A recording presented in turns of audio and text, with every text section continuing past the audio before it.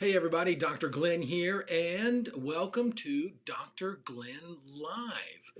Now, what I wanted to talk about today was the dangers of statin drugs. And this came to me because just recently there was published a review of the literature that shows that there are over 300 articles that talk about the negative side effects of taking statin drugs.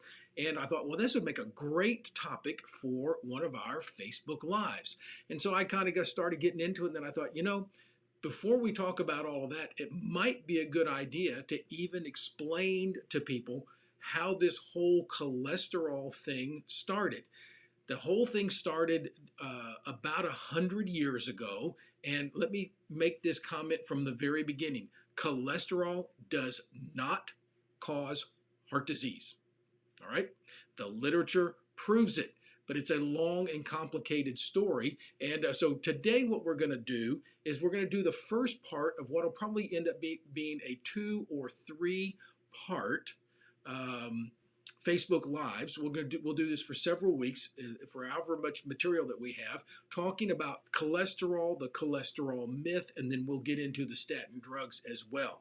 And a few years ago, I read this book. Let me get it over here where you can see it. The Big Fat Surprise by Nina Chetzold. And this reads like a detective novel. It's really, really good. So if you really like this stuff and you want to find out more about it, then go get Nina's book, and you'll like it. So there you go. All right. So when did this whole cholesterol thing and heart disease start? Well, first of all, today we're going to do a little bit of like a little history lesson, and then we'll get into saturated fats and all that stuff next week, and how vegetable fats are really the problem, not animal fats, but that's for next week. But start off by doing this. Let me show you. I've got some people to introduce you to. This guy right here is William Osler, Dr. Osler, and he is one of the 4 physicians that founded Johns Hopkins Hospital.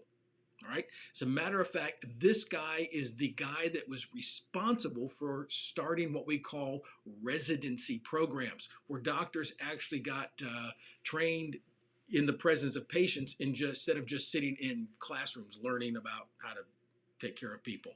This guy, in the late 1800s, he wanted to write a book about heart disease, and he had 700 patients when he was practicing at Massachusetts General Hospital up in Boston, and only four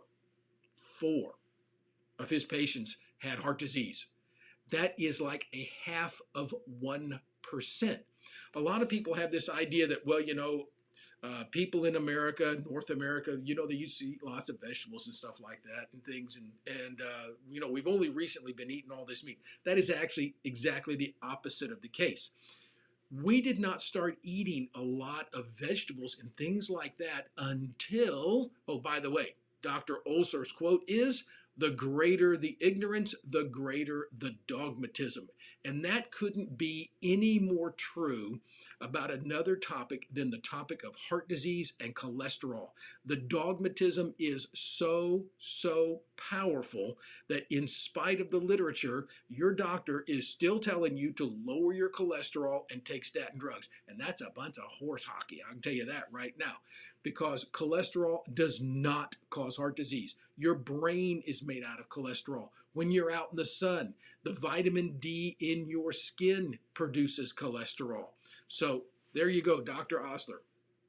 Let's go over here. I want to introduce you to several people as we go through today, but let's start off right here. Some of you may have read this book. Upton Sinclair published this book in 1906, The Jungle, and it was about a fictitious book about the slaughter stockyards in Chicago. And here's what happened. It so grossed people out that meat consumption in the United States decreased 50% for over 20 years. That's right. So in North America, people didn't eat a lot of fruit and vegetables prior to this book being published, and the refrigerator wasn't invented until after World War I. So people didn't eat a lot of fruit and vegetables because stuff would spoil, especially, the vegetables and things like that. So remember this, the jungle came out in 1906, and it so grossed out the entire population that they basically cut meat consumption way down because he told them all about the slaughterhouses in Chicago. And so people started eating more fruit and veg. Prior to the 1920s, heart disease virtually did not exist. And there's a lot of, the book goes into all of that and things like this. Now, so we talked about Upton Sinclair. Let's go over here and talk about this guy, Dr. Nikolai Anichokov, or something like that.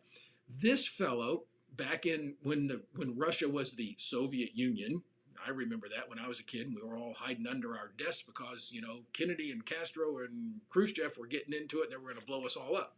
Well, this guy, Dr. Nick, he did an experiment where he took a whole bunch of rabbits and he fed them a high-fat, high-protein diet. And they all developed heart disease and croaked. Oh my gosh. So he published this, and, nobody thought about it at the time, but anybody want to venture what the flaw in that scenario is? Rabbits are vegetarians. He realized what he had done several years later and went back and did the experiment on dogs, and he fed them a bunch of meat, protein, and fat, and none of them developed heart disease. So what happened, though, is this article got published, and this chappie right here, Ancel Keys. Ancel Keys was a physiology professor at the University of Minnesota, and he was a pretty powerful guy. As a matter of fact, Dr. Keys was so influential that he developed the rations for soldiers during World War II.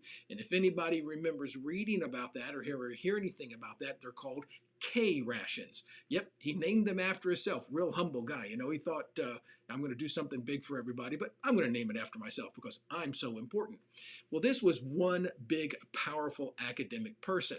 And as a matter of fact, up until the invention of the internet, if you even tried to publish an article that disagreed with cholesterol causes heart disease, you basically ruined your career. You couldn't get anything published, and if you tried to, you were never going to get tenure in a university, and you might as well, find something else to do.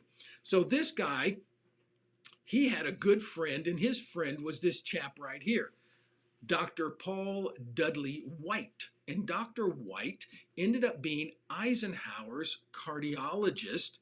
If any of you remember this, Eisenhower was the commander-in-chief of World War II. He, led us to victory through the war, and he was our great, champion, and the Cold War is going on and all this kind of stuff. And then all of a sudden, Eisenhower has a heart attack. Well, Keys and White are chums. So Keys tells White, hey, you got to get him off the eggs and bacon. It's clogging up his arteries, and that's why he has a heart attack. So that's where this whole thing started, back in the 1950s when Eisenhower had a heart attack. So what's going on is everybody's starting to blame heart disease on meat and proteins, to the point that, oh, by the way, that right there, that's Time Magazine 1958. Let's go down here and show you how this thing progresses. This is Time Magazine, the cover in 1984, and I actually remember when this one came out. No more eggs, no more bacon. No, we're supposed to be eating like cereal and milk. That's just nothing but grains with sugar, and that's not too good for you either. But this is what happened.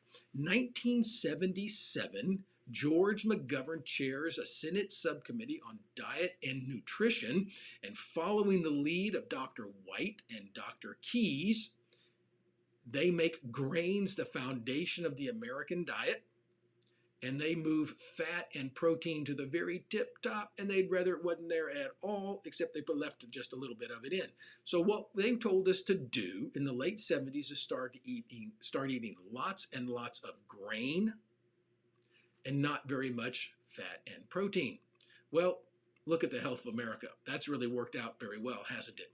So what's happened is this flawed research out of the Soviet Union caused this guy Keys to tell White to get Eisenhower off the eggs and the bacon and make him start eating oatmeal for breakfast and stuff like that. And what happens? We develop a heart disease epidemic in the United States.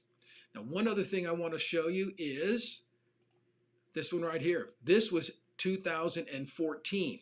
As a matter of fact, in 2015, the FDA, every 5 years, they redraw up the food pyramid. And what they did in 2015, William Willett up at Harvard chaired the committee on rewriting the food pyramid. And as of November 2015, all restrictions on fat in the American diet have been removed from the recommendations of the FDA. Now, here's the important part of this is that, hold on, let me get that little picture out of the way. Okay.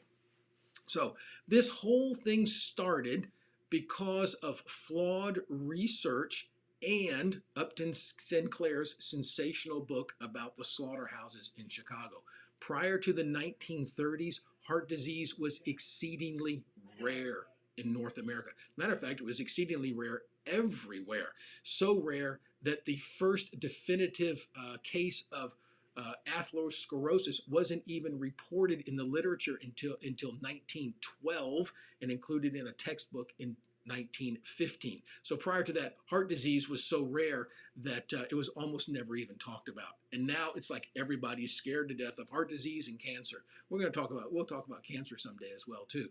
But what we're going to do next week is we are going to talk about different kinds of fats and which ones you should and should not eat. So thank you for being here today, and I hope this helps out, and just feel free to reach out to me. You can write to me at drglennlive@gmail.com, and I'd love to hear from you. If you have a suggestion of something you'd like for me to go over in one of our Facebook Lives, just give me an email and let me know. So hope you're having a great day today, and thanks for tuning in, and I'll talk to you later.